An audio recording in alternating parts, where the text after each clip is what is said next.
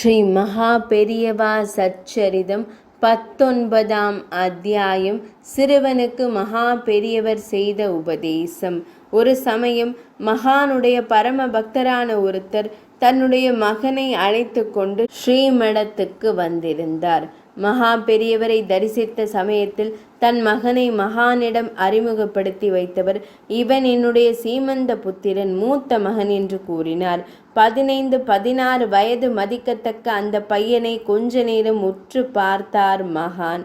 உனக்கு வேதம், அம்பாள் மந்திரங்கள் எல்லாம் பாடமாகி இருக்கா என்று கேட்க, தெரியும் என்பது போல் தலையாட்டினான் அந்த பையன்.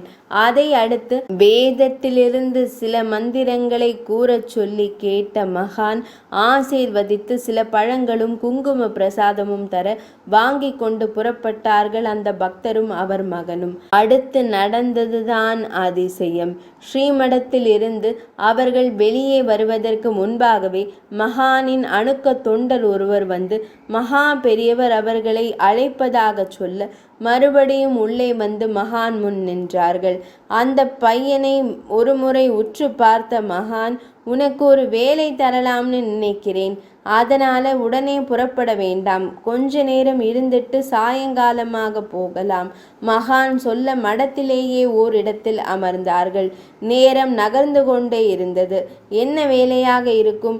மடத்தில் தங்கி ஏதாவது கைங்கரியம் செய்ய சொல்வாரோ என்றெல்லாம் அவர்கள் சிந்தித்து கொண்டிருக்க, மாலை நெருங்கும் சமயத்தில் தொலைவில் இருந்த ஒரு கிராமத்தில் இருந்து கூட்டாக சிலர் வந்து மகானை வணங்கினார்கள்.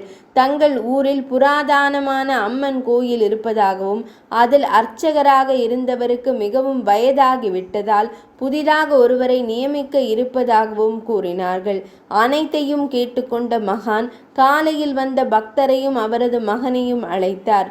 இதோ இவா சொல்ற அம்பாள் கோயில்ல பூஜா கைங்கரியங்களை நீ பார்த்துக்கோ சொல்ல அப்படியே திகைத்து நின்றார்கள் வந்தவர்கள் எல்லோரும். காரணம், வயதிலும் அனுபவத்திலும் ரொம்பவே சிறுவனாக இருந்த அவனால் புராதனமான ஒரு கோயிலில் பூஜை அனுஷ்டானங்களை செய்ய முடியுமா? பாரம்பரியம் மாறாமல் இவன் ஆராதனைகளை நடத்துவானா என்றெல்லாம் அவர்களுக்கு சந்தேகம் வந்ததுதான். எல்லாம் தெரிந்த மகான் அவர்களின் ஐயத்தை அறிய மாட்டாரா என்ன? இருந்தாலும் எதுவும் கூறாமல் அவர்களை ஆசீர்வதித்து அனுப்பினார். மகான் சொன்னதை மறுக்க முடியாமலும் தவிர்க்க முடியாமலும் அந்த சிறுவனை தங்கள் ஊருக்கு வர சொல்லிவிட்டு புறப்பட்டார்கள். மறுநாளே தந்தையுடன் புறப்பட்டு அந்த ஆலயத்திற்கு போனான் அந்த பையன். அங்கே நிகழ்ந்ததுதான் மகானின் திருவிளையாடலுக்கு சாட்சி. கோயிலிற்கு வந்த சிறுவனை பார்த்ததுமே அங்கே இருந்த வயோதிக அர்ச்சகருக்கு அவனது தேஜஸ் தெரிந்துவிட்டது. மகானே அனுப்பி இருக்கிறார் என்னும் போது அவனது வேத திறமையும் அவருக்கு புரிந்துவிட்டது.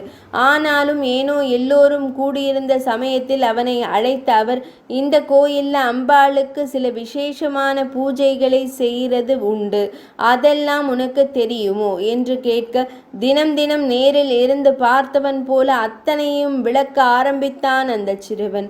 அதோடு ஆடி மாதம் நவராத்திரி என்று ஒவ்வொரு சமயத்திலும் அங்கே எப்படி பூஜைகள் செய்வார்கள், அன்றாட பூஜை வழக்கங்கள் என்னென்ன என்றெல்லாம் அவன் சொல்ல சொல்ல அங்கிருந்த எல்லோரும் அப்படியே பிரமித்து நின்றார்கள்.